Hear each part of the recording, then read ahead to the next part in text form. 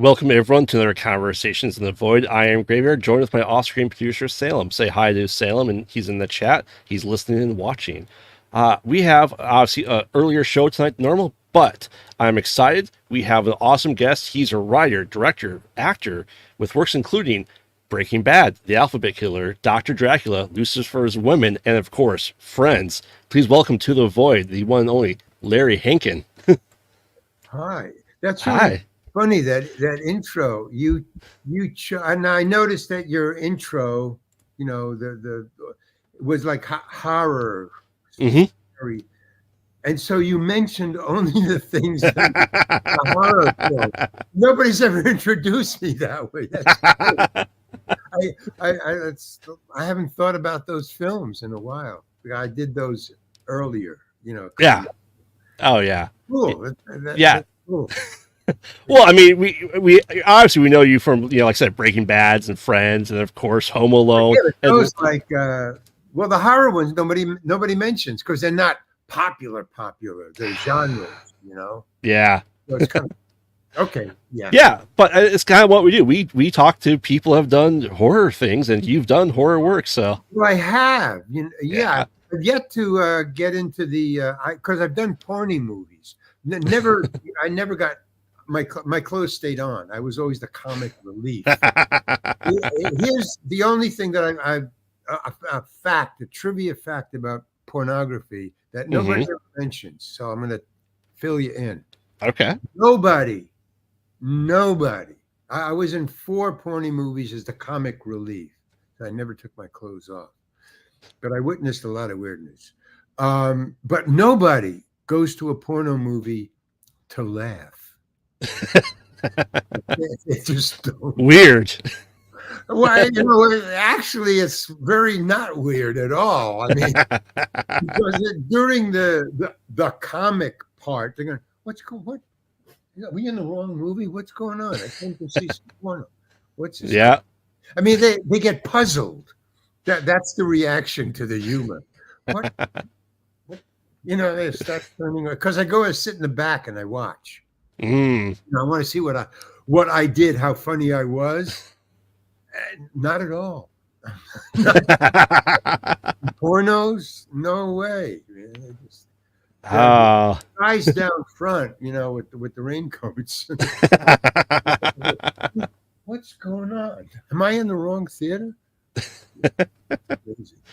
Okay, that's interesting. Like I said, especially like The Alphabet Killer. I just watched very recently to prep for the show, just to have you on, just because I know someone that was he was he's a production assistant, and he picked you up from the airport, Tommy Bechtel. Oh yeah, right. I guess. I mean, they're always picking me up at the airport. No, but they don't do them around here. They just another state or some. Yeah. So yeah, that's weird. So I mean, let's kind of get into you, Larry, and your work, your expanse and career that you've had. Obviously, you started kind of off in like improv comedy, correct? No, I started before that. Even I got into improv comedy second. I started out as which I'm proud to say, I started out as a stand-up comedian. I was opening for Woody Allen and Miles Davis. I was really hip and cool. Back in the day, I was, young upstart, I'd say fuck on stage. Yeah. Really... So I know the police would take me off the stage back in the day. That's really weird. The police took me off the stage back in the day for, stuff. Nowadays, you can't sell a TV sitcom unless there's fuck in it somewhere. Right. In other words, you have to have I don't know, there's a name for it, so offbeat or something. I don't know, quirky. Yeah. Edgy. Edgy. That's it. Yeah. Edgy. So, yeah. But back in the day, no, I started out as a stand-up comedian. And then I went into improv because the cops were pulling me off the stage, man. And it just got not fun anymore. It wasn't fun. See, I also didn't have the money that George Carlin had. You have to, because for the lawyers, Right. because if what I had to do is I had to quit each time. You know, if the cops took me off the stage, they would say, you can't go back on the stage unless you clean up your act. And I Oh, was going to clean up. I mean, I had some, you know, stuff you could do on television back then, but that was like half and half, and you had to pick and choose, and it interrupts the flow and how you arrange it. And, you know, I mean, I'm a professional. Understand? I'm a professional. So right. these things bother me when you say, I can't say fuck here. Can I say it over there? I'm sure they didn't like that answer, did they? Well, I can say it off stage. I just can't say it in front. Say it in front of the Mm, microphone, I guess. Yeah, I mean, it makes for funny stories to tell, but it's not fun. right. Pulled off the stage by police, generally by police who don't even know why they're pulling you off the stage, because they weren't there for the dirty part. When I Oh, see, so because so someone just call them. um, Yeah. by that time I passed that. So I was opening for the Love and Spoonful for a concert, and I got, you know, I was cursing on stage. Oh, Hmm. I was talking about the naked body, you know. Yeah. What triggered the police, the call to the police was, and this is what I said, this is an exact quote. I was pretending to be God, and that as a bit, you know, Yeah. God. Yeah. But, you know, a really good comedian, I was a really good comedian. You can read the room. I mean, and the audience has a feel. It's like an aura. It's like a feeling. And when I said I'm God, because I was doing the clean stuff first. Hmm. This was a transition piece, you know, Okay. God, and then I was getting it into, and clothing comes off, so I took I had a microphone, and so I took these little people, because I was God. Hmm. Everybody's little, so and I put them on the top of the microphone, and I would talk to it at this person, and I'd say, hey, you know, how you doing? I'm God, you know, yeah, I made you, but I didn't make any clothes. You're kind of naked. What's that between your legs? That was it. Called the police. Wow. Between your legs. Called the police. So I hadn't cursed yet. So the police arrived about, you know, 10 minutes later. Hmm. But the first thing I said, when I said God, I felt tension. And it was a university crowd. It was a college, Washington Yeah. University. And in, I think it was Louisiana or Alabama, or it was in the South. And so I felt the tension, but I said, well, I'll keep going. But I think it's going to get kind of rocky if I get too into this. But I said, what's that between your legs? And they started to boo. The students started to boo. I mean, and I stopped because, I mean, that was beyond my ken. I thought, well, okay, the dean, I would some teachers, but not the students. So I hollered at them. I mean, I said, hey, they were going, boo, boo, boo. Do the funny stuff. Do the funny stuff. And I go, hey. And I just went like that. So you're college students. You should be into this. You should be smoking marijuana and stuff. What do you mean, boo? What are you booing? I just said, what's that between your legs? I was playing golf. And I started to holler, and they shut up. They just shut up, and they were like students, you know, like I was a teacher or something. Yeah. And and I said, okay, now let's just continue. So I went back, you know, okay, what's that between your legs?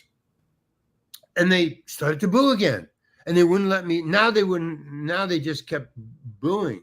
And I said, no, I'm going to keep on going. So I said, what's that between your legs? And they pulled off, you know, the armrests in these old, Yeah. they come off. The wooden armrests come off in these Hmm. theaters, and they were throwing them at me. They're just pulling armrests off, and so while I'm ducking and talking to them, saying, "Hey, man, what are you crazy?" In other words, I was just having a conversation. Now I wasn't doing a bit.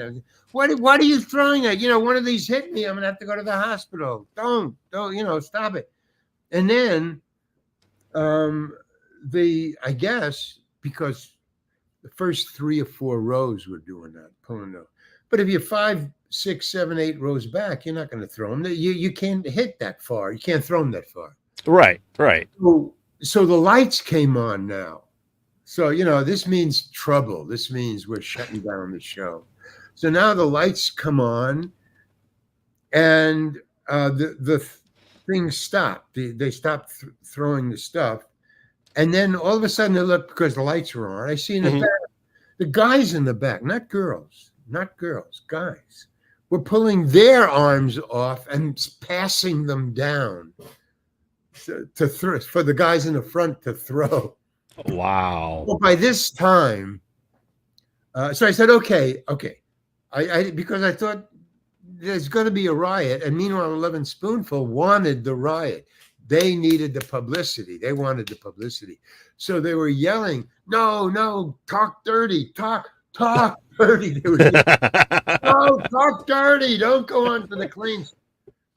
So they're yelling this and they're yelling that. So I said, okay, I'll do the clean stuff. Okay. So they calmed down, and I had a couple of clean stuff I did later on. I started to do the clean stuff, and everything was fine. And I started to do the stuff again, and they were laughing. And when I got a really big laugh, I said, okay, now let's talk about what was between that person's legs, okay? Boo, boo, boo. But now the cops started to come down, because now the cops had time to arrive. They were standing. So here's the deal. They were standing in the back. After I had shut up and started to do the clean stuff, they arrived. Well, I wasn't doing anything bad or talking dirty, so they just stood in the back. I didn't see them at all. But there was 20 of them. 20 policemen. Because when I said, okay, and I got this big laugh, and I said, okay, let's go back to the little guy on the microphone. And that's when they said, no, do the clean stuff. These are students, man. I couldn't believe it. And it was a rock and roll crowd. It's the 11 Spoonful. You'd figure. Right.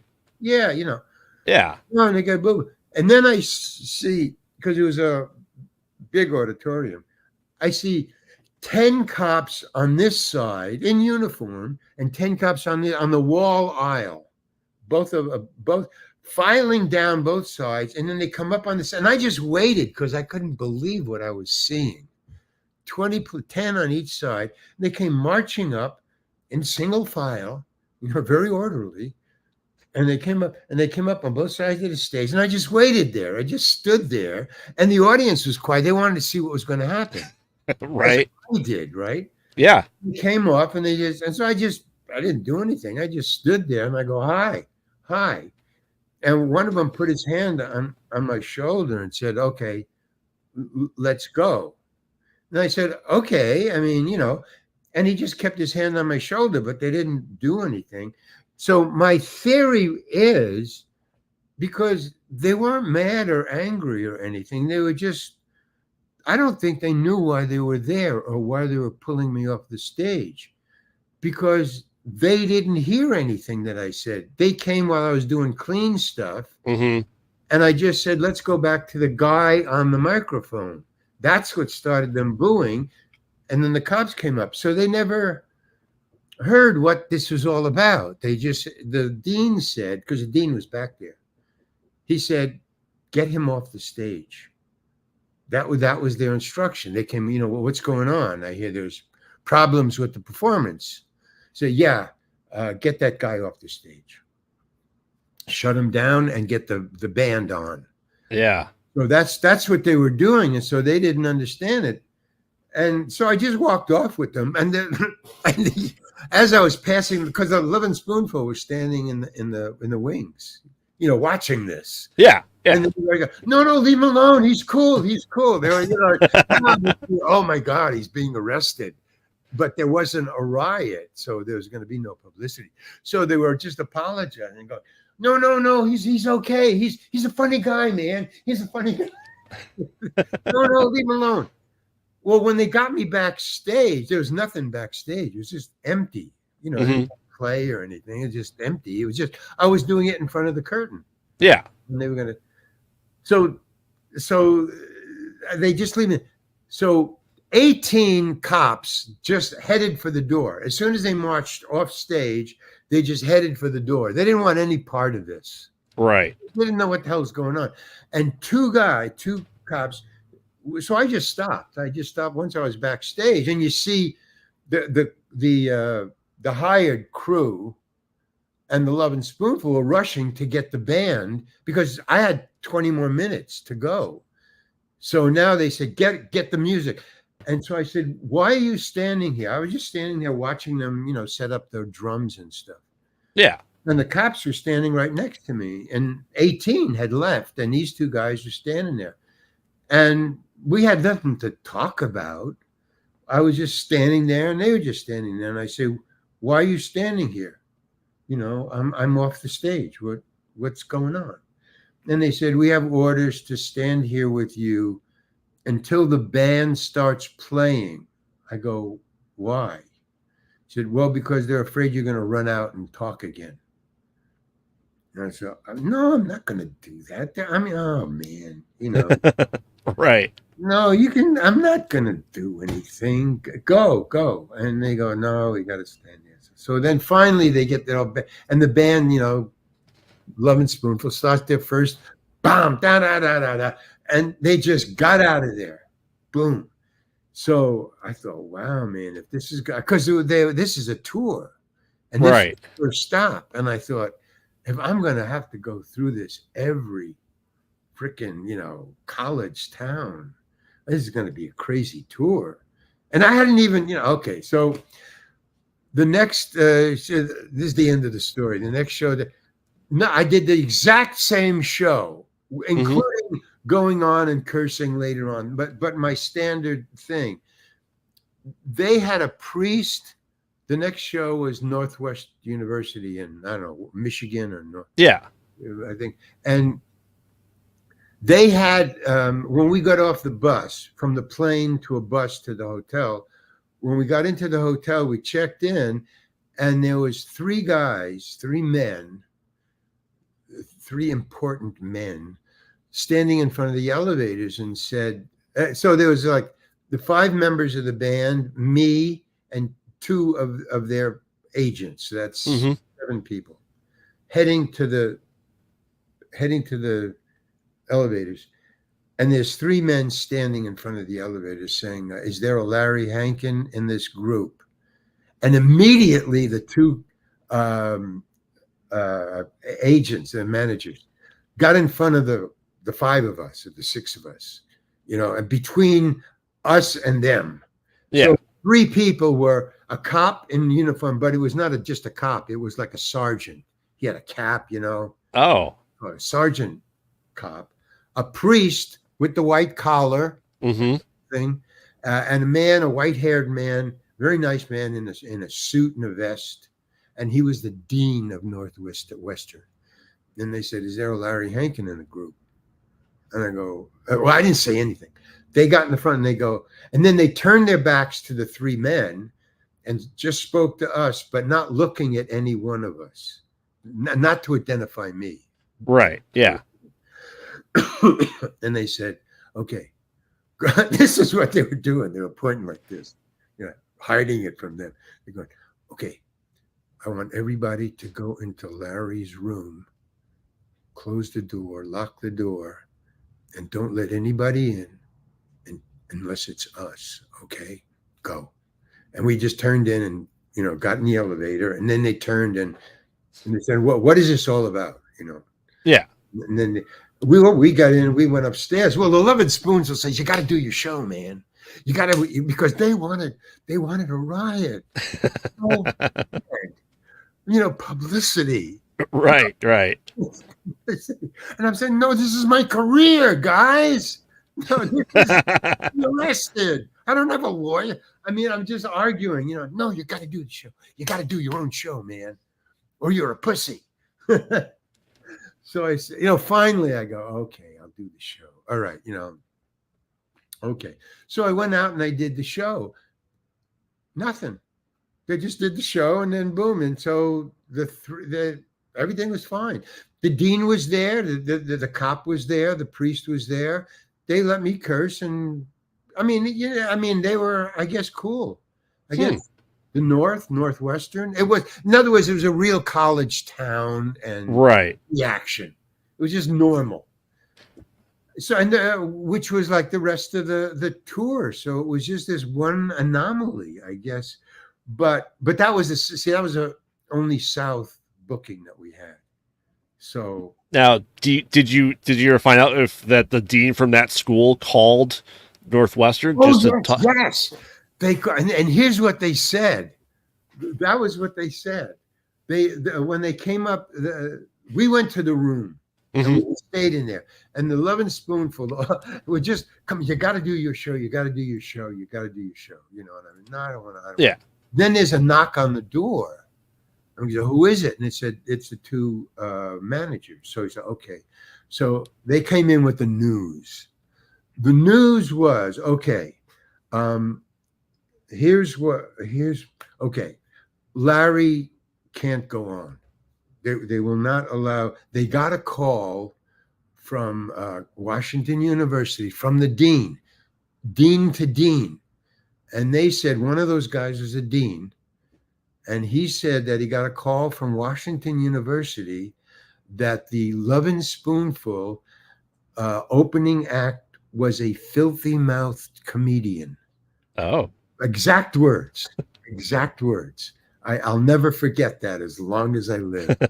I was deemed a filthy-mouthed comedian is opening for them. Don't let him on. So that was the quote. And he said, so Larry, you can't go on. And if he does go on, they won't let the band go on. They'll shut down the show. So that's it. So the Lovin' Spoonful says, no, we're not going to. I thought it was really cool. They said, well, we're not going to do a show then. Either Larry opens for us or we're not going to do a show, which I thought was pretty cool. They're blowing a lot of money then to do that, Right. And then that'll get, it's a boom, boom, boom.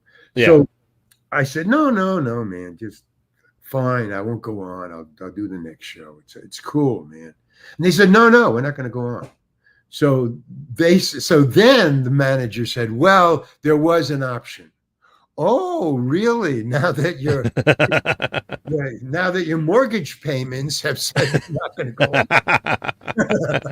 Oh, now you're telling me there's something else. Yeah. Well, what else was there? Well, they said he can go on, but he can only do clean material. If he does anything dirty, they will shut down the show. So that was it. So that's the other option. So the Lovin' Spoonful says, okay, let him go on. And he said, Larry, do you have enough time to do a clean show? Right. But not really. It's like kind of half and half. Not really, but I'll just do half a show. And they said, well, if you do half a show, that's fine. It's just got to be clean or they're going to shut down the show. So I said, no, fine. I'll just do he says, okay. So the two managers said, okay, we're leaving. We're going to go to dinner. We'll meet you at the venue at at 8:00, which is when the show starts. And they left. As soon as they left, the Lovin' Spoons said, do the entire show. You do your own. You got it? I said, okay. I mean, as long as they're going to do the show and they're going to suffer too, I thought, I got to see this. I mean, I was curious. I wanted to see. Right. So I did my entire show. They're just a normal show, half and half, just regular what I was going to do all the time. And nothing happened. They just There was not a peep out. They all laughed, and it was a regular show, and that's what happened the rest of the time. So, but I kind of like telling this story. I mean, but it's what stopped me from doing any more. See, George Carlin and Richie Pryor, who are my contemporaries. I mean, they were pulled off the but they had managers, and I did have a manager, but it was Woody Allen's manager, but they wouldn't pay for a lawyer. Oh. And I said, hey man. So I called him. I told him what was going on. And they go, and then they were big time. And I said, hey, they're pulling me off the stage, and I got cops, and what the hell is that all about?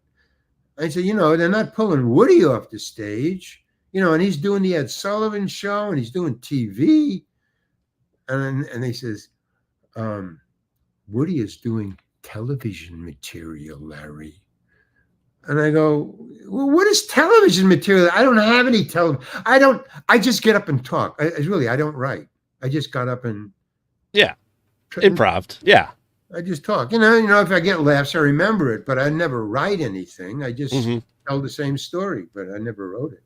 So it said, well, and he said, but he has television. I said, I don't do television material. He says, well, then there's nothing we can do. If you're not doing television material, we can't put you on television, and the cops are going to keep taking you up the.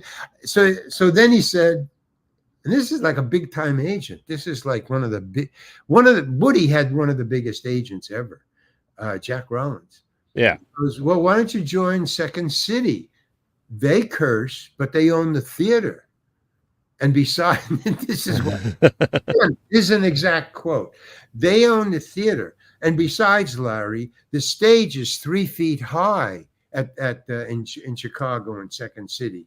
So if the cop wanted to take up the stage, they have to climb up the stage. And if somebody's going to come up on the stage, you got 4 other people to help fight them off.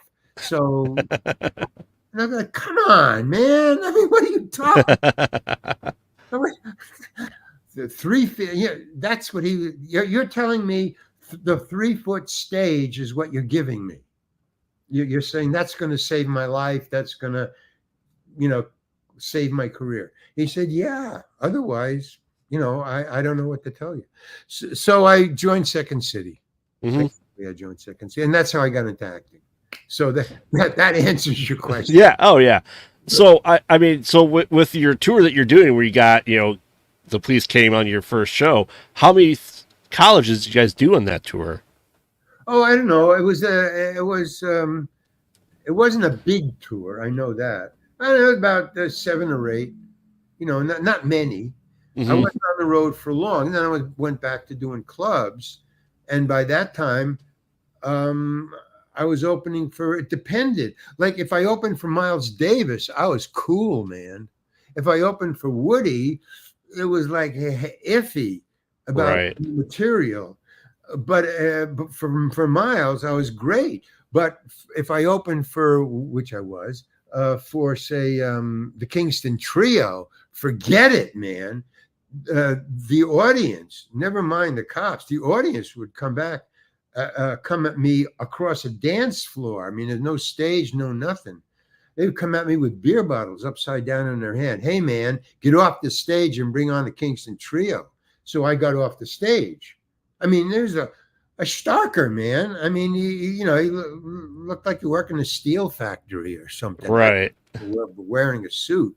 But he had the upside down beer bottle, and he said, get off the stage, man, because I had cursed. I mean, I heard him first. He said, get off the stage, bring on a Kingston Trio, but it's dark. The lights are in your eyes. Yeah. So I yelled back, no, I'm going to keep on going. I figured there's a bouncer or somebody. There's a night. Yeah.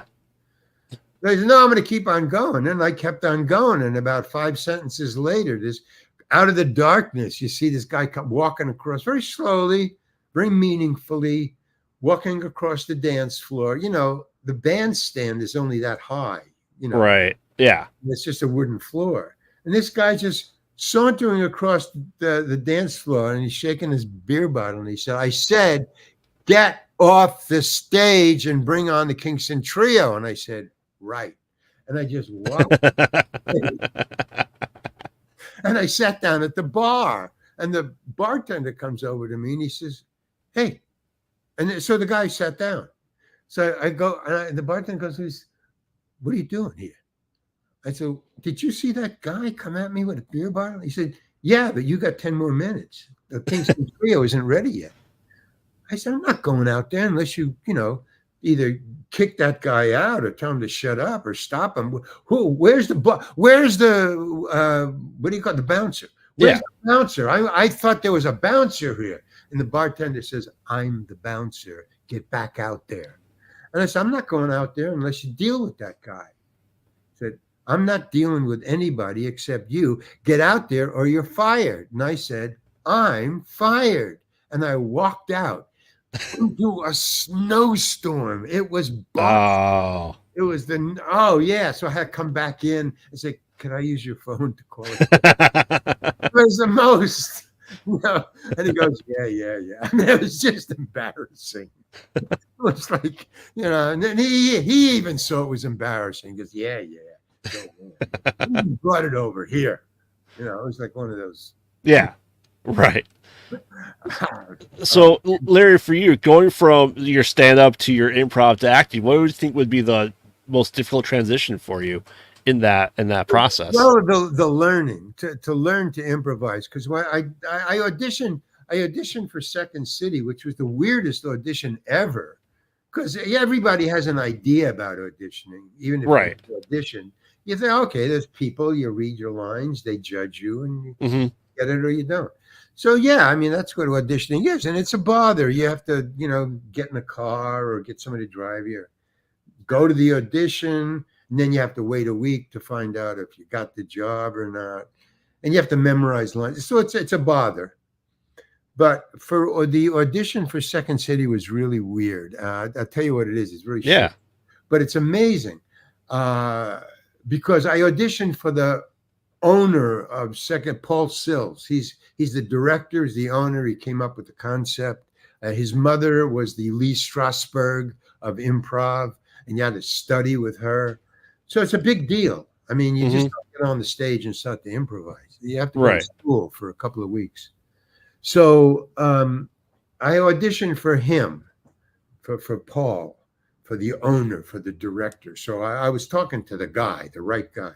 And so he said, well, it's going to be on Saturday. And he gives me an address in the business district. He phoned me, or I had a phone. Call this number, get an audition. Yeah, meet me at blah blah blah this address at this time. So it was on a Saturday. The building was closed, but there was a guard there who had my name. Yeah, he's on the 6th floor. Go up there. So this is like a business. It's just not what I was thinking an audition or of show business would be like. It's in the business district. It's in an office building. And I go up and it's an office. It's, with the cubby holes and everything. Right. And then one of the offices, with the glass, I see Paul Sills is sitting behind a desk, somebody's desk, it's shut down. And I go in and I said, Paul? And he goes, yeah, Larry. And I go, yeah. And he says, okay, you here for the audition? Yeah. Okay. So I'm standing in front of there's no chair for me. It's just, he's sitting behind a desk like a businessman, and he's sitting there and he goes, okay, so, what I want you to do is, there's a key. I hid a key in this room. Find it. Oh, wait, before you do that, don't try to make me laugh, please. I don't know what the fuck kind of. This is a comedy thing, right? Yeah, I'm prepared to, just don't make me. I've laughed enough, he said. So I've laughed enough. Everybody comes in, wants to make me laugh. Okay, I got that out of my system. Okay, just find the key. Go. Is that it? Yeah, go. So I don't know what to do. So I'm all right. So I'm looking, and I start looking for the key. I look for about, I don't know, maybe 30, 40 seconds, which is a kind of a long time when you don't know what the hell is going on. It's just, Right.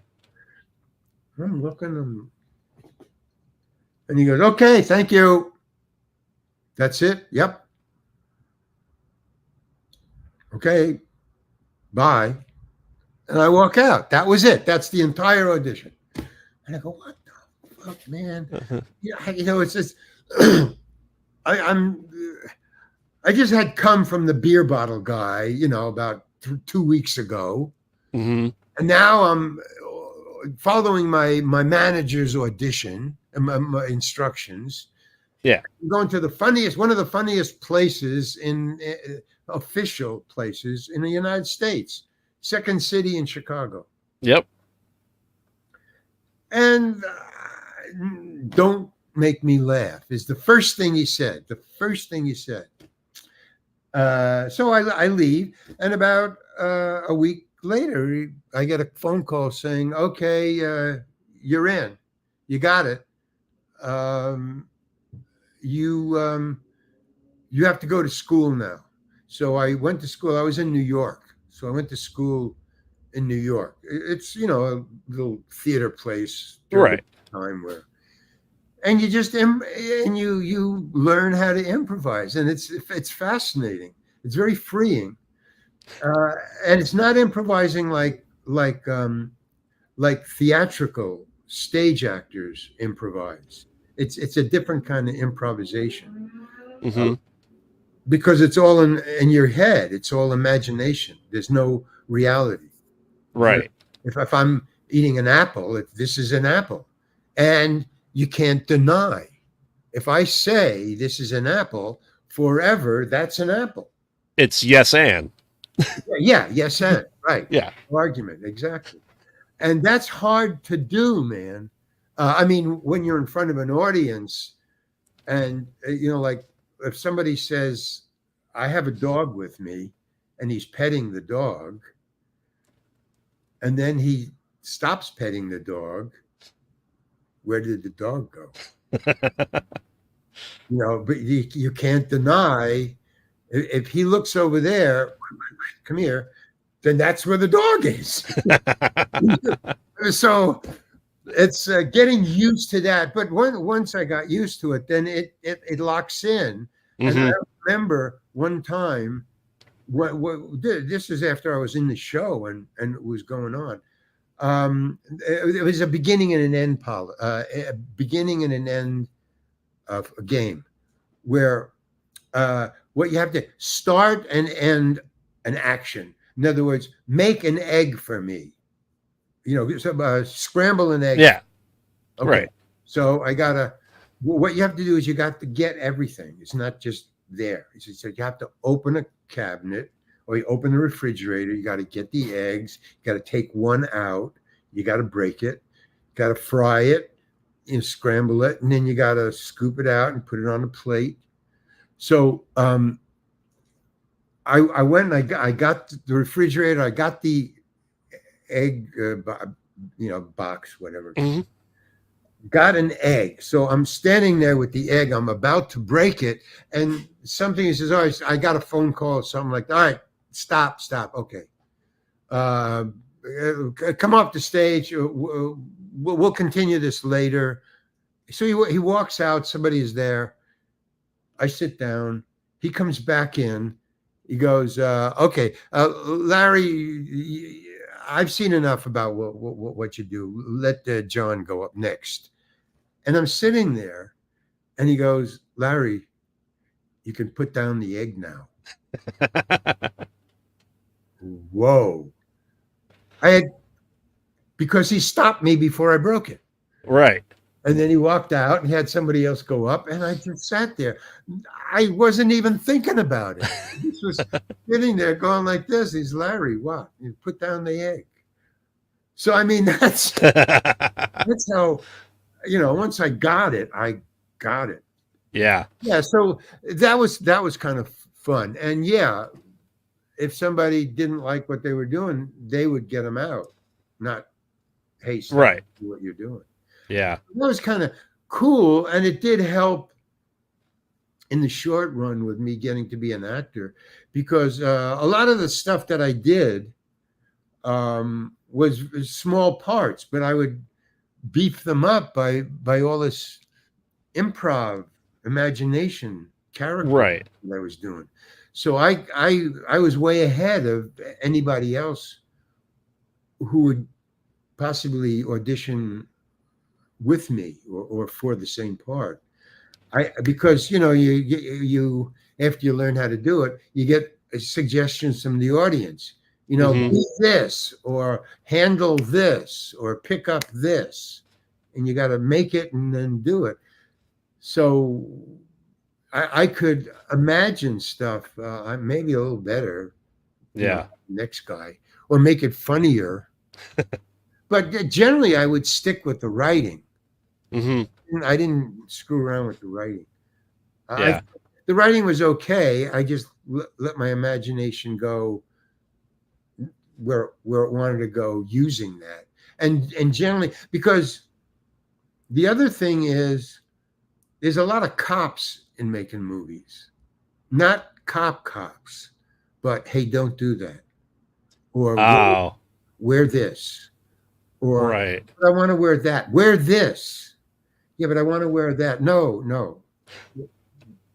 Put this on. And so there's a lot of that. And so I finally got bored with that.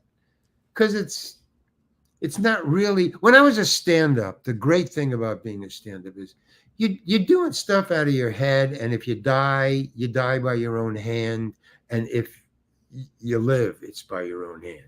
It's Right. you up there saying, I'm going to make you people laugh, and you either do it or you don't. It's really one-to-one, and there's no guitar in between you. Maybe if you got a hand mic, you can pretend you're hiding behind it.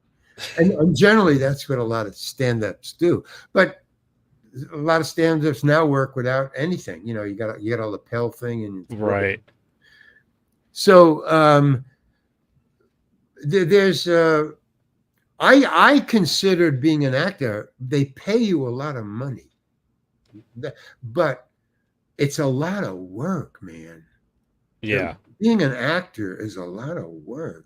I'm not an actor. I never wanted to be an actor. I wanted to be rich, so I put up with the bullshit. I mean, it's not bullshit. They're trying to get their dream done. They're trying to get Right. what they wrote done.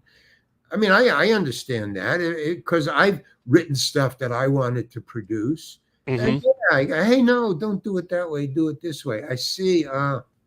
I'm them. I have met them. They are us. Walt Kelly, Pogo. Hmm. I've met the enemy, and they are us. Yeah, so you turn it, and but that's how it works. I mean, Yeah. I think in England they do it a little different, but yeah, show business. Well, Jack Rollins, I mean, pinned it. Even though, see, once I got into Second City, he said, I can't manage you anymore. I don't manage actors, and I don't manage improvise and Oh. manage theaters. So once you're off of nightclubs, which is my expertise, his expertise is nightclubs, Hmm. arena shows. But you're doing neither. You're improvising, and that aims you towards Hollywood, not arena shows. Right. That's different. So I can't handle. So I was not doing anything, and I finally got an agent, but still, it's a different kind of an agency. They just book you for auditions. They have nothing to do with somebody telling you to wear this and you don't want to wear this, or can I change this? It says blah blah blah blah blah. Can I say blah blah blah blah blah? No, just say it the way it's written. Yep. Oh, man, I want to talk to the writer. He's not here now. Or I want to talk to the writer, and he say it that way. So Yeah. I so now I'm a writer. Now I'm writing books and stuff. Yeah. I'll see Yeah. how it goes. But there's cops in that too. There's genres and there's young adult, old adult, sci-fi, fantasy, memoir, bio. I mean, come on. Well, I mean, what's your writing style? What genre do you lean towards anything, or you just kind of just write? Well, I mean, like Kurt Vonnegut or Woody Allen or George Carlin, Richie Pryor. Mm-hmm. Um, the, I'm trying to get an agent right now for writing. Okay. That's like a whole different type uh, of selling of oneself. I mean, so I've sold myself as a stand-up comedian. So there's certain rules to that. Mm-hmm. You got to have hunks, you got to have pieces, you got to have closing lines, you got to have opening, you have to have a certain amount of time, you have to have different things. If you go to the same nightclub 3 months later, you have to have different material. Maybe 6 months later, you can have the same material. It's just that you can't curse, you can't do this. You're opening Right. for Singer, you're opening for Woody, you're opening for Kingston Trio. You got to juggle your stuff, and hopefully sometimes you're good, sometimes you're bad. And then improv is a totally different. There's only 2-3 companies you can go. Once you're out of improv, you're out of improv. Right. Only 4 companies.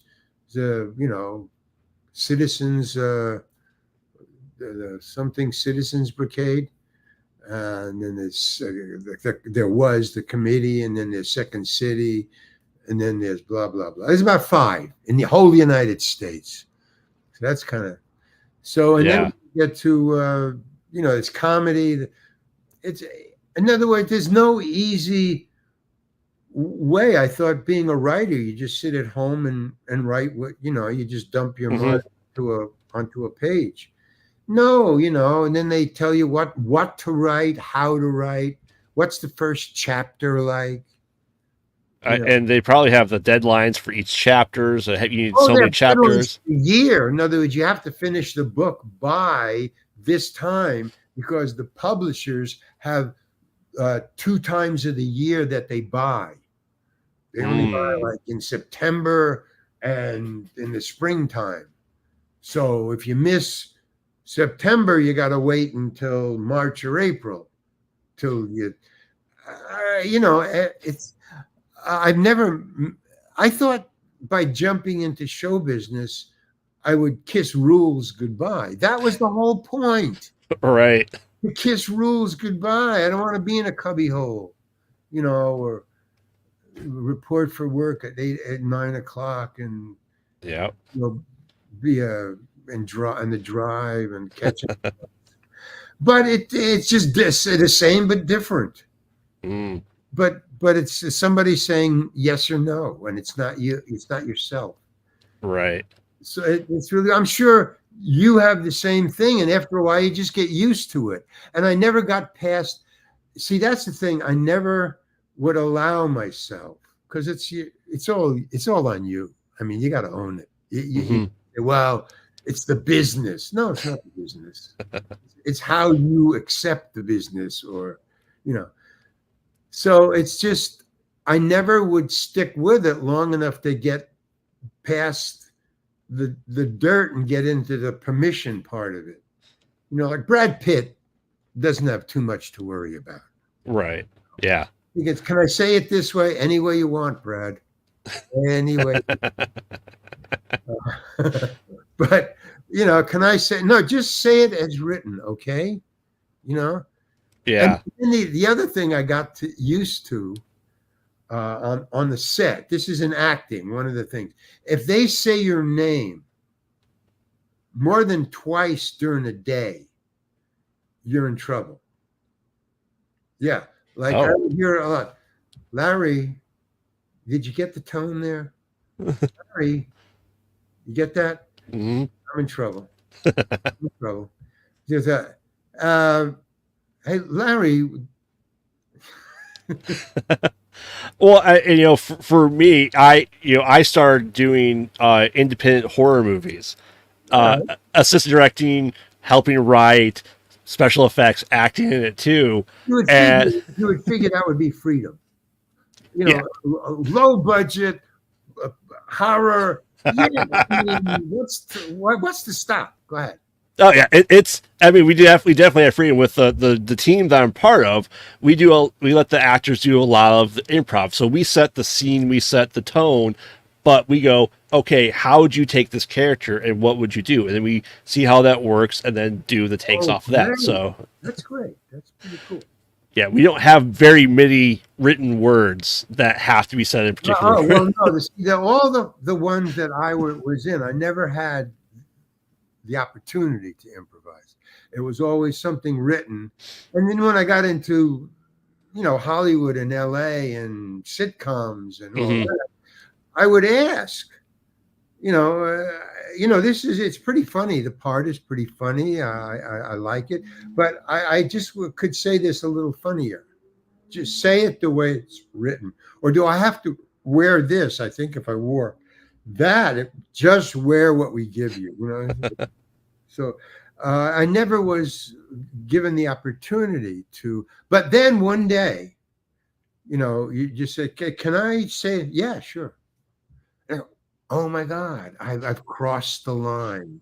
So then for a while, it was kind of cool. Hmm.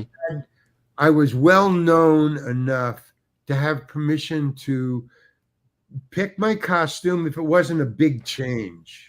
Can I wear that jacket instead of this? Can I wear these shoes? Can I put on this shirt? Okay. Can I say it this way? Yeah. And I couldn't push too far, but I was given a little leeway, and that's kind of cool, Yeah. and then they would let me make up jokes, or if I walk over here and drop this, is that okay if I just drop it? Oh yeah, that's really funny. Sometimes they go, no, no, no, don't drop it. And sometimes I would do it first, in other words, do it and drop it in rehearsal. And I would do this and I would drop it and everybody would laugh. Hmm. And I go, oh, great. I got that in the show. And then the director would come over and say, the thing where you drop that, yeah, cut that, okay? Yeah, but it was just cut it, okay? There was one where that actually, I mean, that's like a real thing that I actually did. I'm trying to remember what it was, but it was like a really big laugh, and the directors didn't. Oh, right. In what was it?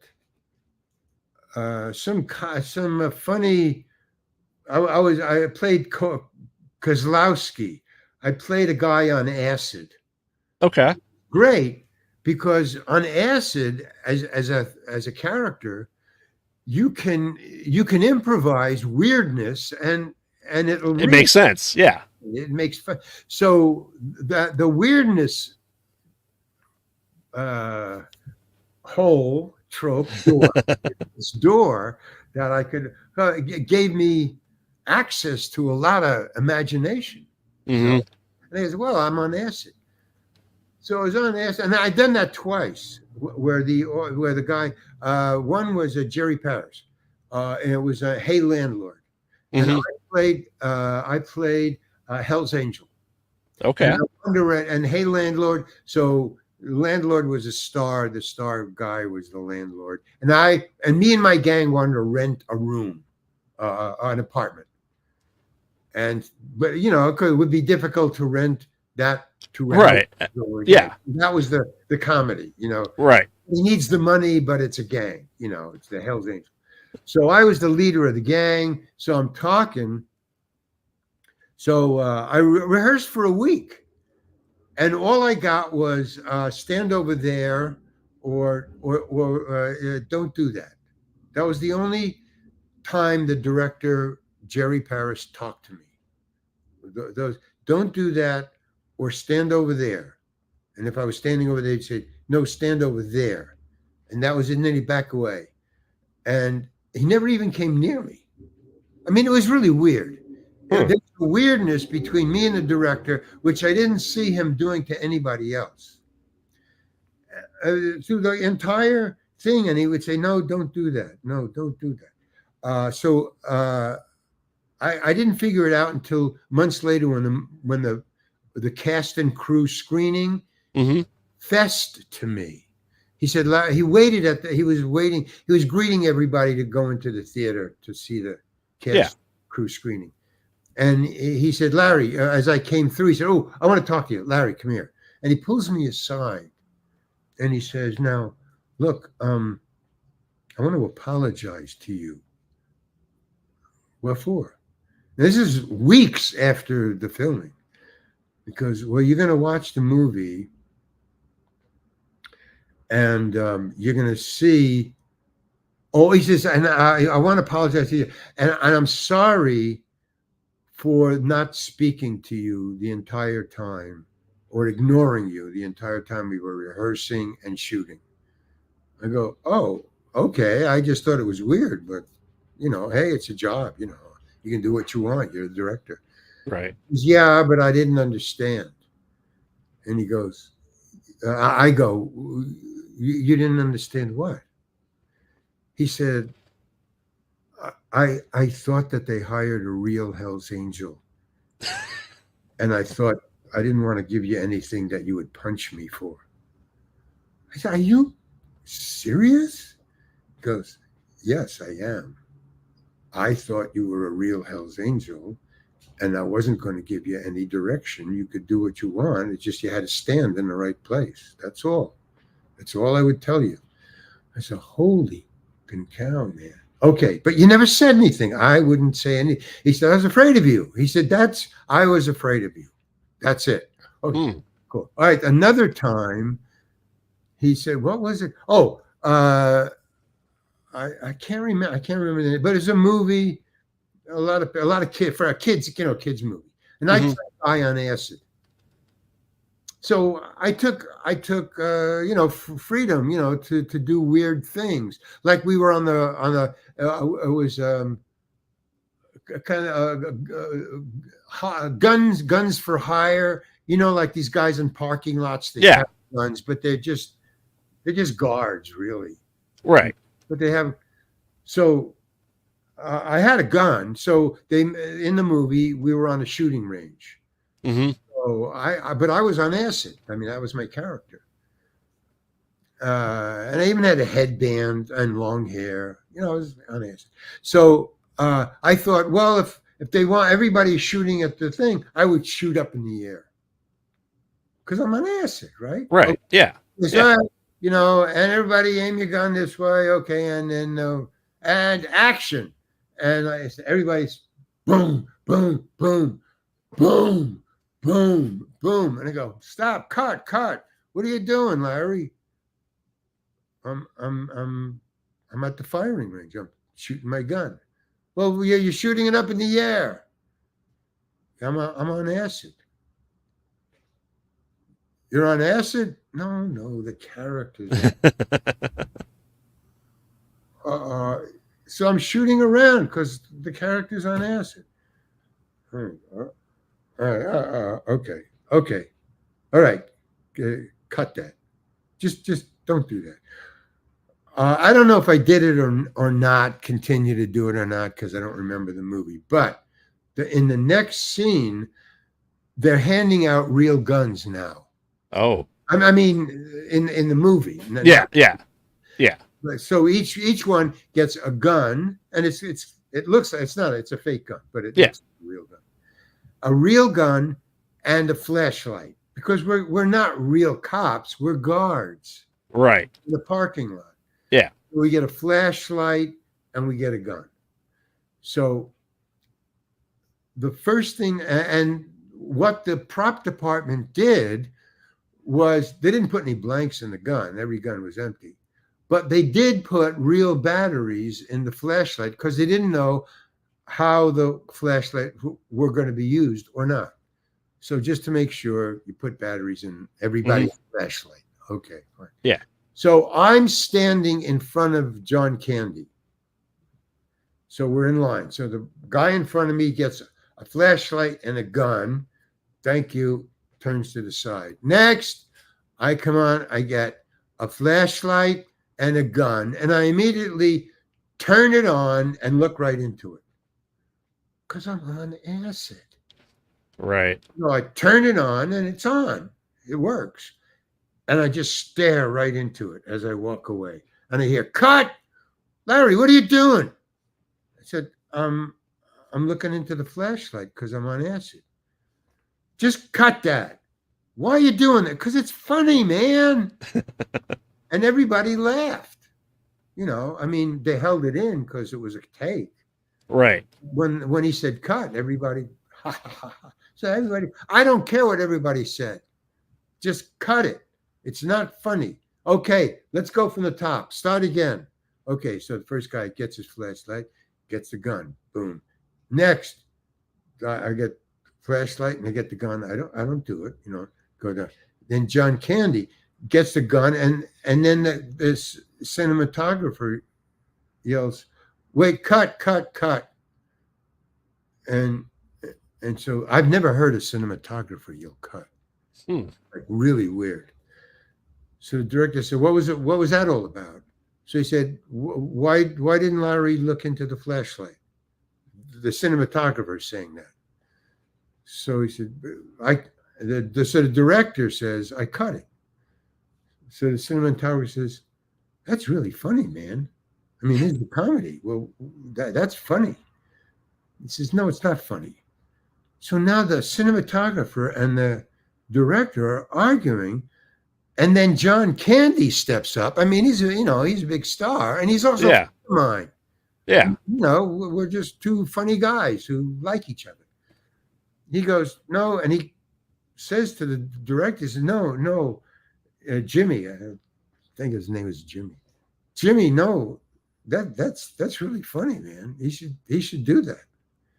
So now the cinematographer and John Candy both are saying it's look, now the director's ego is involved.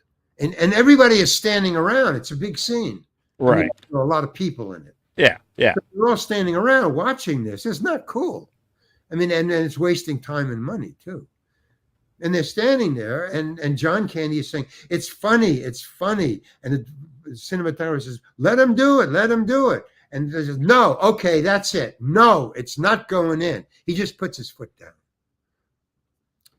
So the cinematographer, and I've never seen this, the cinematographer says, "All right, can I have one take just to myself?" The cinematographer says to the director, just let me do one take, just for me. Mm-hmm. And the director, who sees where this is going and sees everybody is going, "Yeah, I mean, it is funny." He said, all right, okay. All right, everybody, back off. All right, he's the director. All right, go ahead. So now it's like a big argument and it's a big deal. And now it's a big movie and it's a big problem here. The cinematographer and the director are fighting in front of everybody, and the cinematographer says, "Okay," and then he says, "I want everybody." He's talking to his crew now.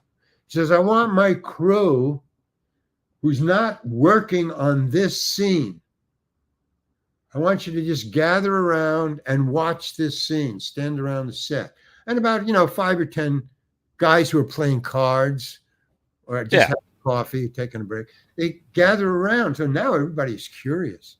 They move up, and this cinematographer director goes, "Okay, we're going to take it from the top. Okay, get in line. Larry, the first guy, John Candy, everybody. All right. Okay, ready and action. Gun, flashlight, boom. Larry, gun, flashlight, dun, John Candy, dun dun dun dun dun. Next guy, dun dun dun dun dun. Cut. Take. Okay. So then everybody laughs again, and his crew, who hadn't seen it. Uh-huh. So the cinematographer then says, and he points to his crew, and he says, "See, that's funny. This is a comedy." So the director goes, okay. Was that a take? Yeah, it was. All right, moving on. And that was it. So that's the kind of crap that I've been through. Not every movie, But every once in a while, and you never know when it's going to pop up, that something you do is going to be, don't do that, Hmm. or do it differently, or just do it the way it's, in other words, the cops are still there, but they're now called a director or a producer. A Hmm. producer is, I remember when I was doing Kramer, I imitated Kramer. Yeah, yeah.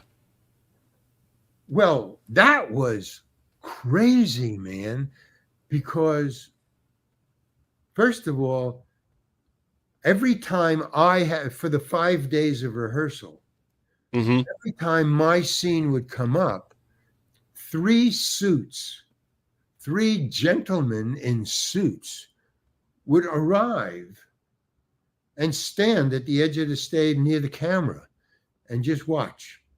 And sometimes they would fold their hands across their chest and just watch.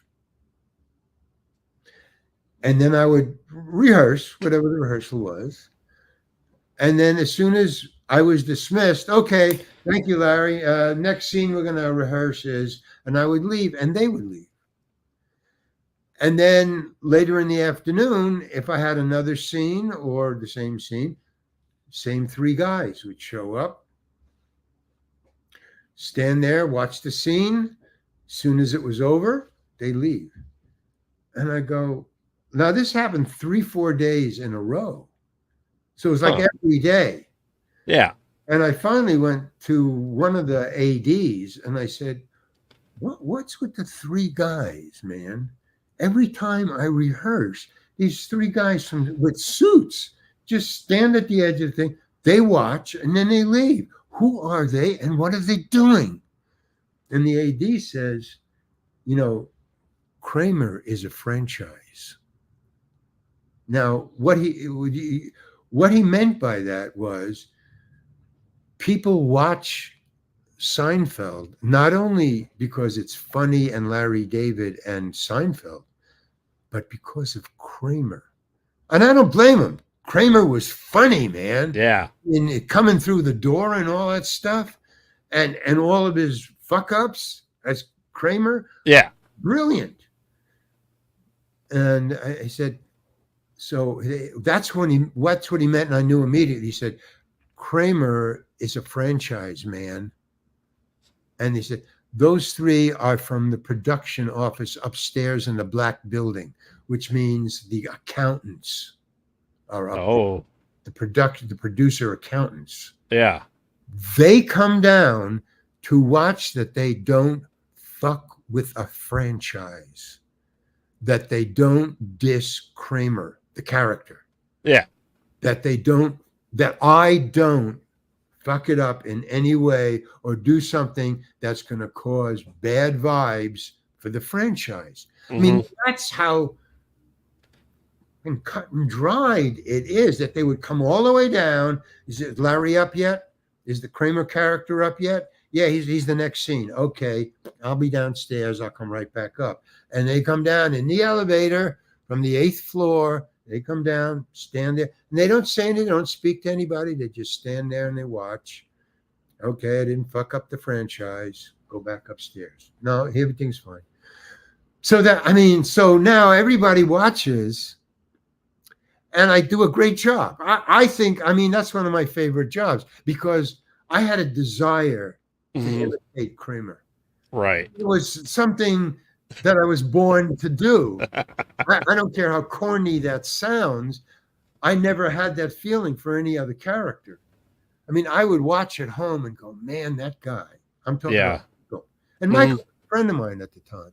He was the one who suggested me to audition Nice. for the character. Yeah. So, Yeah. because we were auditioning together for years before Hmm. Seinfeld came on. We would always we played brothers in another sitcom one time. So we were friends. So he said, why don't you get Larry to do it? It would be really cool. And I just thought, man, I want to do that so bad, man. So that was what was going on. That's why I did it, I think, so well, because I studied him.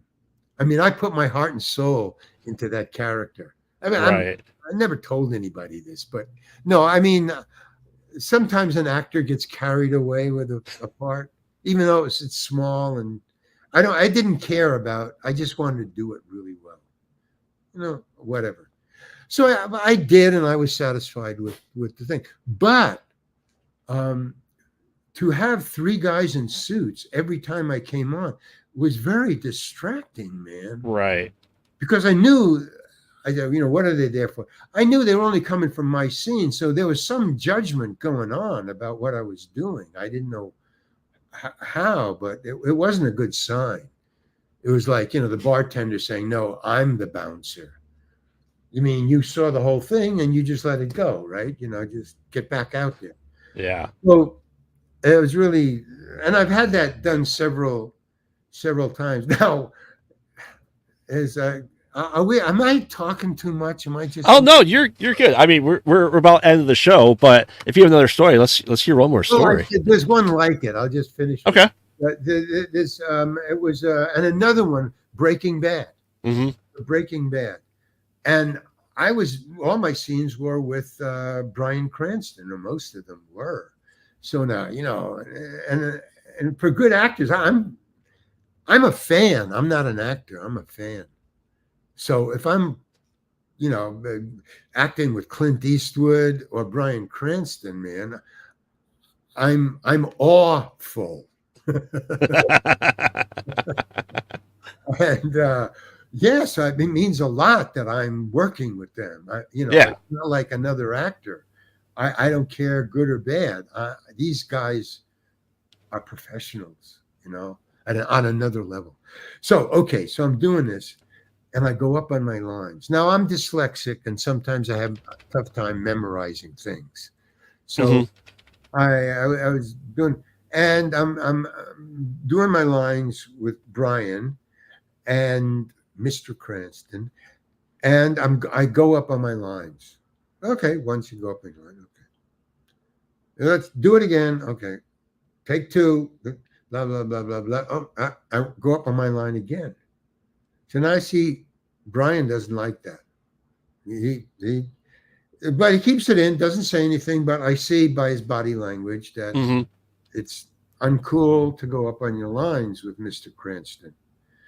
So I go, okay, let's do it again. Now a third time, I go up on my lines, and he says, "Hey, Larry, get your lines down." And he says it in a very confrontational way. Which, on top of the awesomeness, that's scary.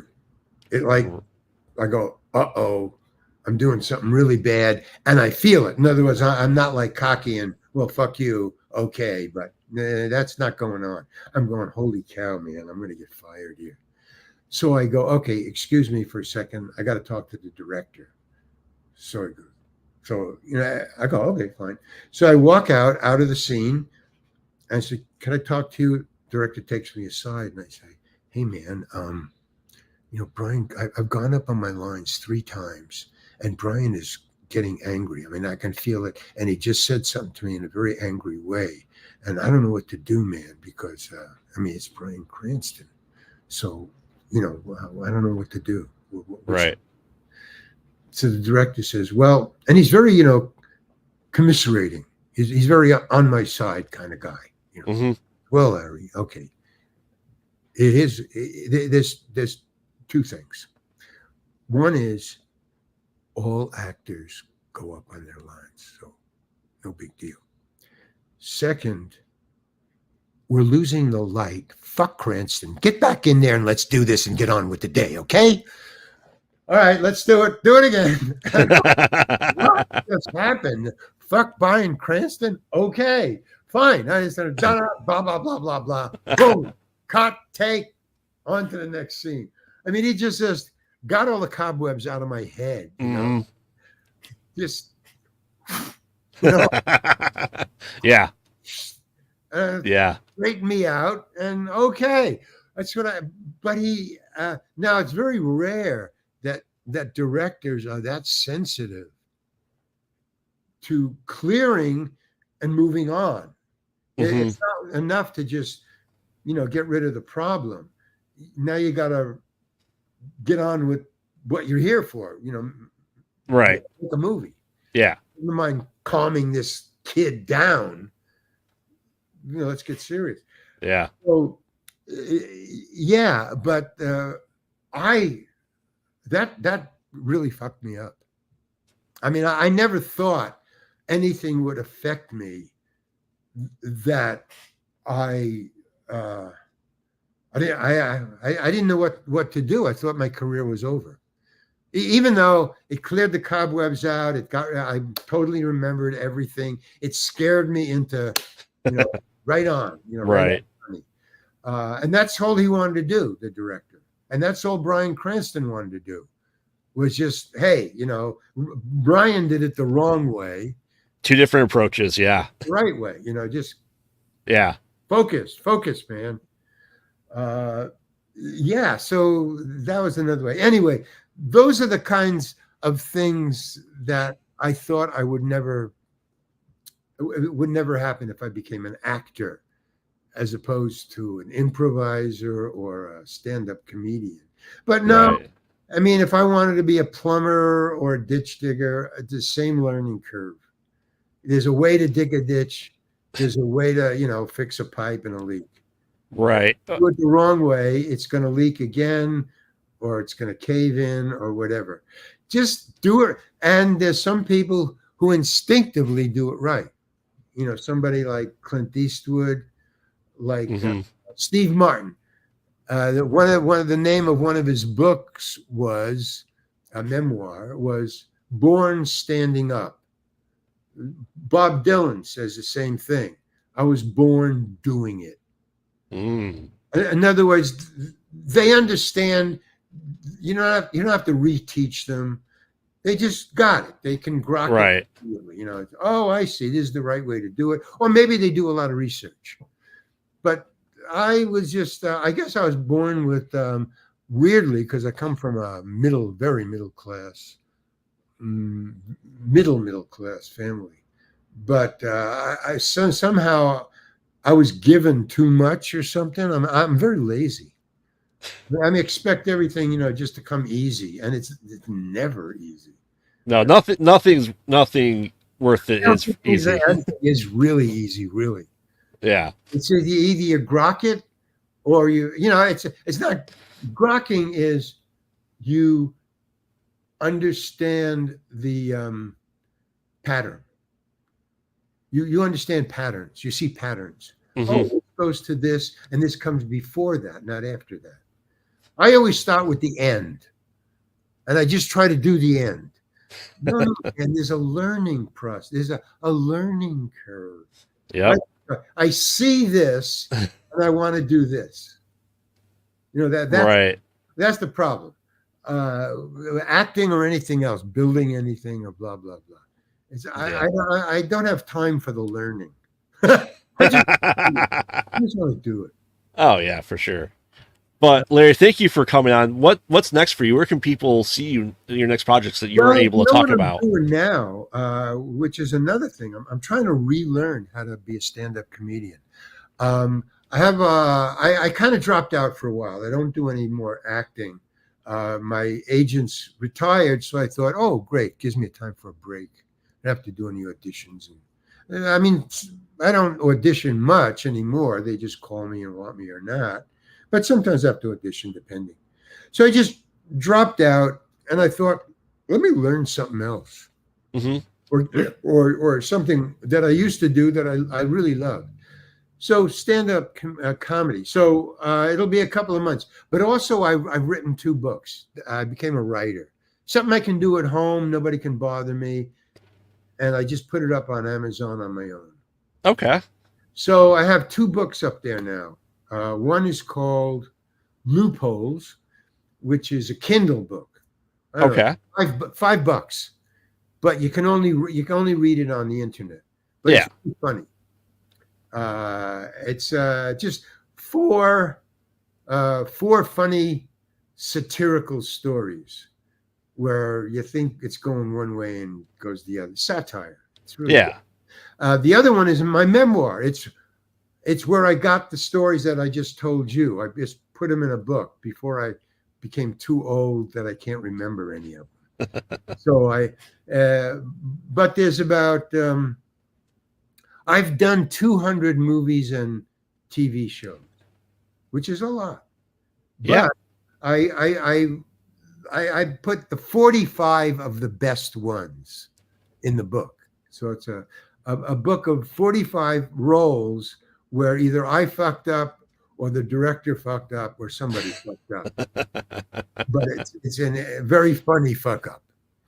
That's basically Yeah. what the memo. I remember the bad times, but they're funny. You know, someday this is going to be funny. Well, boom, it happened. Yeah. So I made it fun. And the other one is, okay. One is 4 short satirical stories. Mm-hmm. They're really funny and weird. It's get through today and find a safe place to sleep tonight. I picked 4 different people: a runaway, a homeless guy, a politician, and a barmaid. And I got those 4. I wrote a story about each. Okay. So each gets through that day or days and finds a safe place to sleep at night. And each one, it just is on the edge every time. Right. It's, oh man, today and find just a safe place. Something happens where, you know, so that's just fiction story. Yeah. Yeah. And then the other one is a memoir. It's my life in show business for better or for better or worse. Yeah. And both of them on Amazon got one got a 4.5 out of 5 stars. That's very good. Yeah. 4.2 out of 5 stars on Amazon. And it got rave reviews. It's just nobody has bought them. I mean, you know, some people have bought them enough where I got 4.2 out of 5 and a 5 out of 5. 4.2 Yeah. out of 5. But not enough where I can move out of this place. Not enough. Yeah. Enough to keep me fine. It's okay. But I don't think, because I don't have enough to publicize it. I just put it up and forgot about it. Yeah. You search my name, you'll find it. And if you don't search my name, maybe you'll find it, maybe you won't. You know. Yeah. So that's what's coming up and what I've done that you could find. I'll be a stand-up comedian in about 3 months. Awesome. And those 2 books are up on Amazon now, and they're really good. But that's, and then, you know, I'll sell a screenplay and that I already wrote and I'm going to sell. And, Okay. And then I'll put myself in that movie, and you can go see that one. But awesome. Awesome. So thank you, Larry, very much for coming on tonight. I had a blast. I hope you had a blast. Yeah, I guess. All right, everyone. We'll see you next time, and don't get lost in the void. Good night.